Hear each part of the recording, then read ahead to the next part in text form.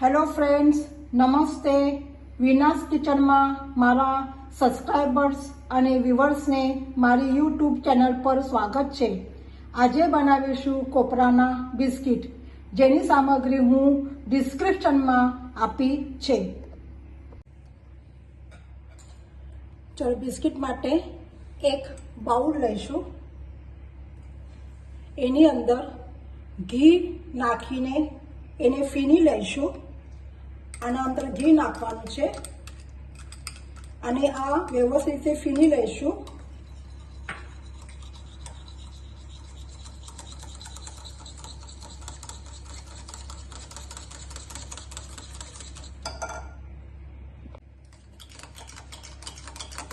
તમે જોઈ રહ્યા છો, મારું ઘી ફીણીને થઈ ગયું છે.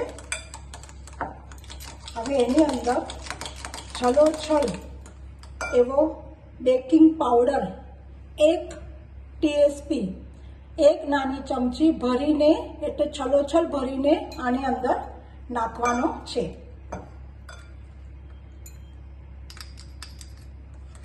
પછી પાછું એને આપણે હલાવી લઈશું.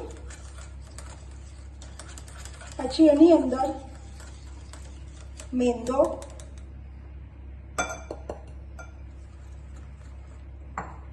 મેંદો નાખીશું,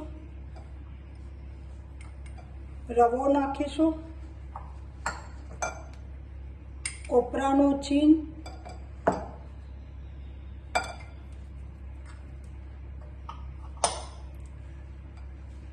ઇલાયચી પાવડર,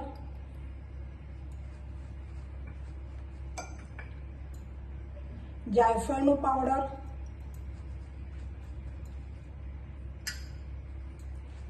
અને છેલ્લા જે ખાંડ છે એ આપણે ચાળીને નાખીશું.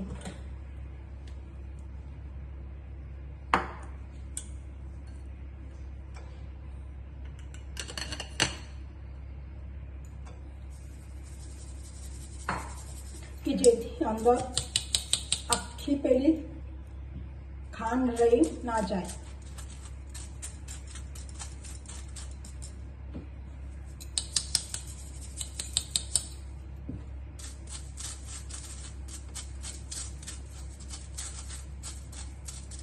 તમે જોઈ શકો છો મારી કેટલી ધામ થઈ ગઈ છે.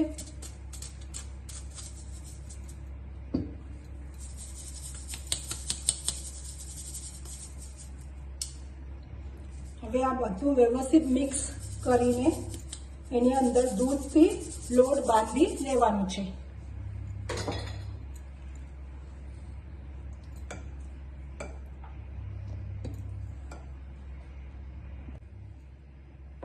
હવે હાથેથી બરાબર મિક્સ કરી લઈશું અને પછી એના અંદર થોડું દૂધ નાખીને એને વ્યવસ્થિત લોટ બાંધી લઈશું.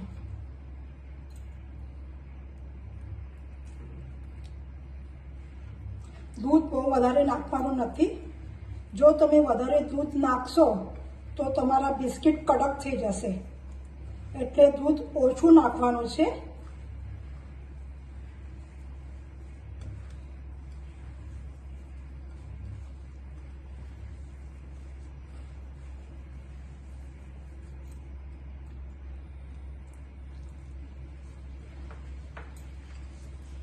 મને બહુ જ ઓછું દૂધ લાગ્યું છે આના અંદર, ખાલી લોટ બાંધવા માટે જ. હવે એની આપણે એક બેકિંગ ટ્રેમાં ગ્રીસ કરીને ઓવનમાં 10-15 મિનિટ માટે એને 180 ડિગ્રી ઉપર 10 મિનિટ માટે રાખીશું. એના પહેલાં તમે તમારું જે ઓવન હશે એ પહેલાં તમે પ્રીહીટ કરી લેશો 10 મિનિટ માટે. જો તમારી પાસે ઓવન ના હોય તો તમે એક કઢાઈ લેશો, એને પ્રીહીટ કરી લેશો 5 મિનિટ માટે. એના ઉપર સ્ટેન્ડ મૂકી દો નાનું જે હોય છે, અને એના ઉપર બેકિંગ ટ્રે અથવા ડીશ મૂકીને એના અંદર આ બિસ્કિટ ગોઠવીને મૂકી દઈશું.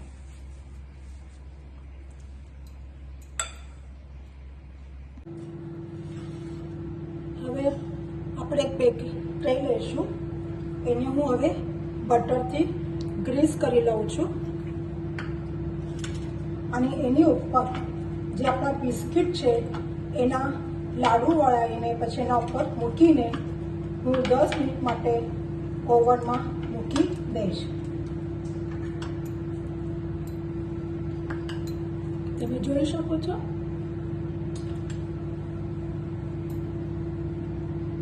આ જે છે લાડુ આના ઉપર મૂકી દેવાના છે થોડુંક દબાવીને.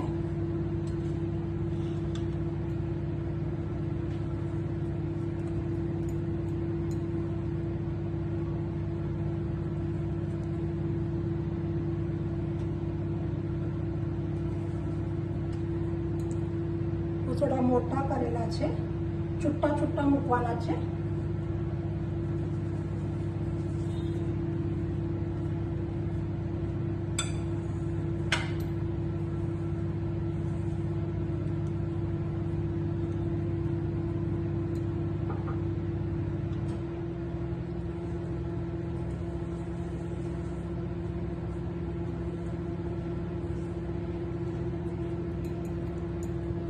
બધી ઘરની સામગ્રીથી જ થાય છે.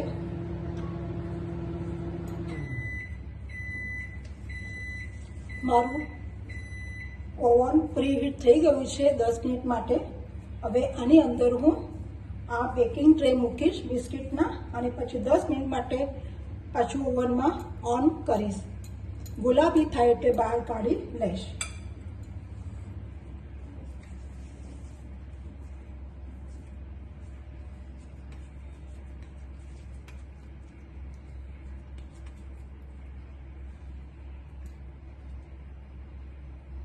આવી રીતે છૂટા છૂટા મૂકવાના છે.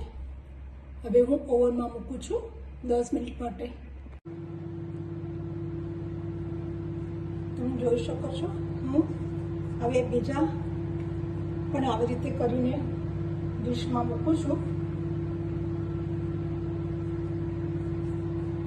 આ રેસીપી જસ્ટ 15 મિનિટમાં થઈ જાય છે અને ખાવામાં પણ બહુ સરસ લાગે છે. નાના બાળકો પણ ખાઈ શકે છે. તમે ચોક્કસ આ એક વખત ટ્રાય કરો.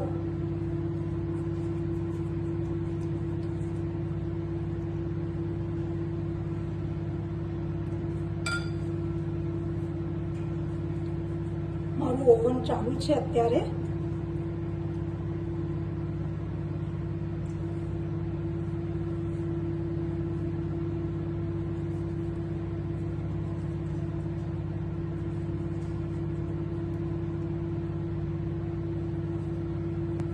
આવી રીતે હું બધા કરી લીધા છે.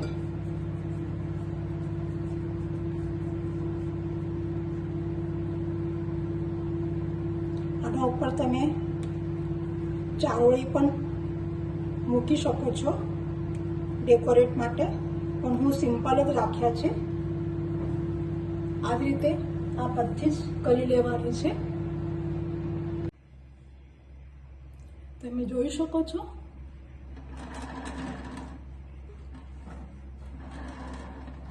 બિસ્કિટ તૈયાર થઈ ગયા છે.